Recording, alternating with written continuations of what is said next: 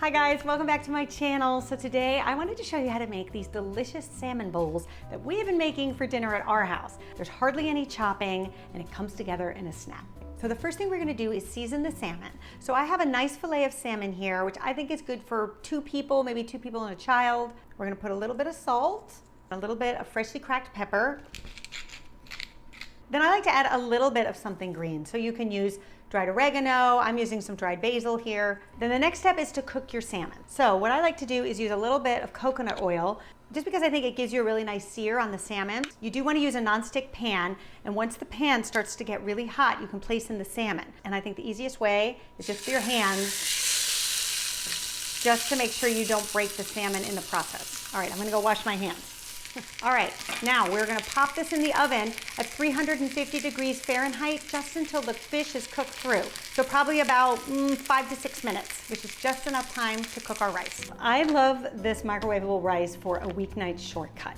So look in your major supermarket, look in your frozen food section, and you'll see there's so much microwavable rice available right now. So they come in these little pouches like this, and then all you do is microwave the pouch. Then you can get your pan on a medium-high flame, and then I like to add a little bit of toasted sesame oil.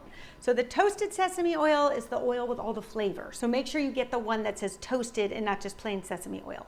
It has a really wonderful nutty flavor to it, and we'll just add a little bit more flavor to our rice. Then we're just gonna place our cooked rice inside.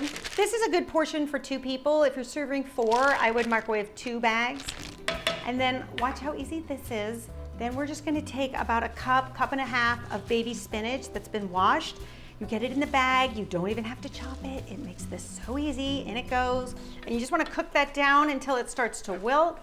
And then another thing I like to add are some frozen peas. You can use a half a cup of frozen peas. Then to get the spinach and the peas to cook a bit faster, you can just cover it like that. And the steam will actually help wilt that spinach and cook the peas a bit quicker. And while that's happening, I'm gonna cut 2 scallions. We're gonna use this to garnish our rice once it's done. Then you can add a little bit of soy sauce just to taste. I don't like to add that much, like maybe a half a teaspoon or so.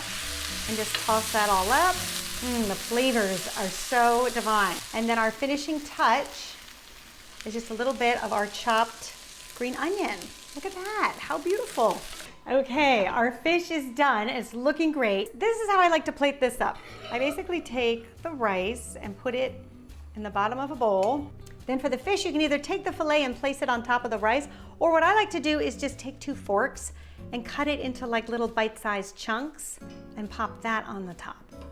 All right, now you could enjoy this dinner just like this. It would be delicious. You could even put a little bit more soy sauce on the fish if you'd like.